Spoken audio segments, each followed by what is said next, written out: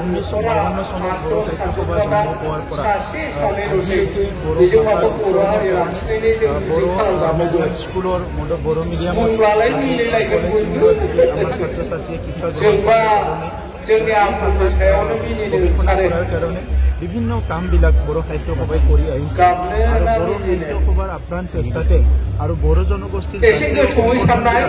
আৰু সকলো লগ লাগি পেলাই বড়ো ভাষা 8 শিডিউলত অন্তৰ্ভুক্ত কৰা হৈ গ'ল আৰু অনাগত দিনত বড়ো ভাষাটো নেশ্যনেল লেভেলত আৰু ইণ্টাৰনেশ্যনেল লেভেলত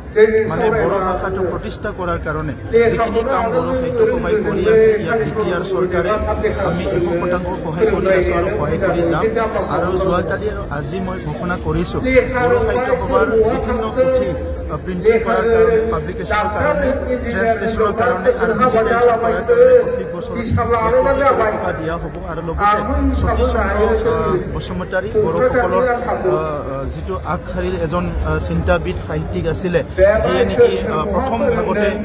বড়ো সাহিত্য চৰ্চা আৰম্ভ কৰিছিলে তেনেকৈ এটা উন্নত চিন্তালৈ কাম কৰা এজন ব্যক্তি বড়োসকলৰ আছিলে এই সতীশ চন্দ্ৰ বসুমতাৰীৰ নামত বড়ো সাহিত্য সভাৰ কেন্দ্ৰীয় কমিটিৰ কাৰণে এটি মডাৰ্ণ ডিজিটেল লাইব্ৰেৰী কাম আৰ্কাইভ এই ফাইনেন্সিয়েল ইয়াৰত আমি বড়ো সাহিত্য সভাৰ কাৰণে অনুদান দিবলৈ গৈ আছোঁ যাতে সেইটো নিৰ্মাণ কৰিব পাৰে গতিকে মই আজি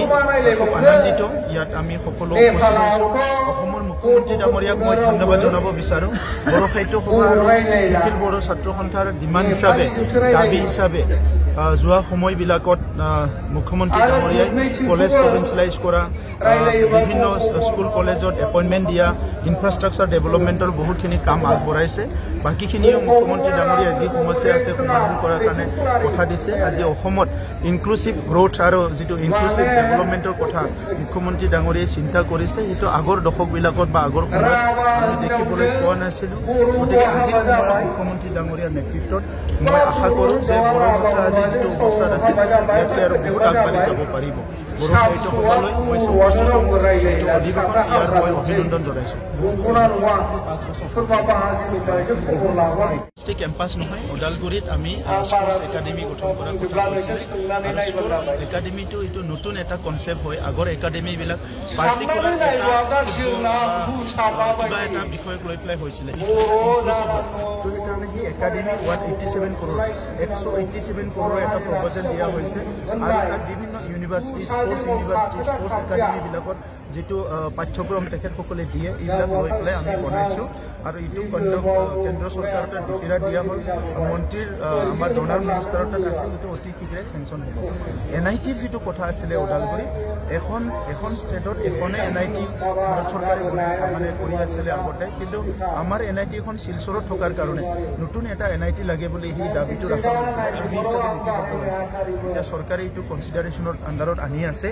আৰু ইয়াৰ লগতে ওদালগুৰিত আৰু এখন আমি অৰ্গেনিক ইউনিভাৰ্চিটি বিচাৰিছিলোঁ অৰ্গেনিক ইউনিভাৰ্চিটিও নতুন কনচেপ্ট হয় তো সেইকাৰণে অৰ্গেনিক ইউনিভাৰ্চিটিৰ যিটো প্ৰিপাৰেশ্যন এইটো আছাম এগ্ৰিকালচাৰ ইউনিভাৰ্চিটি আৰু আমাৰ এক্সপাৰ্টবিলাক লগ লাগি বনাই আছে সেইটো আমি অতি শীঘ্ৰে ইয়াত ইমপ্লিমেণ্ট কৰিম কিন্তু মেজৰ যিবিলাক দফা গাঁও অন্তৰ্ভুক্তিকৰণ ইয়াৰ কামখিনি আগবাঢ়ি আছে আৰু বেলেগ বেলেগ যিখিনি কাম বড়ো মিডিয়ামৰ এটা ডাইৰেক্টৰেট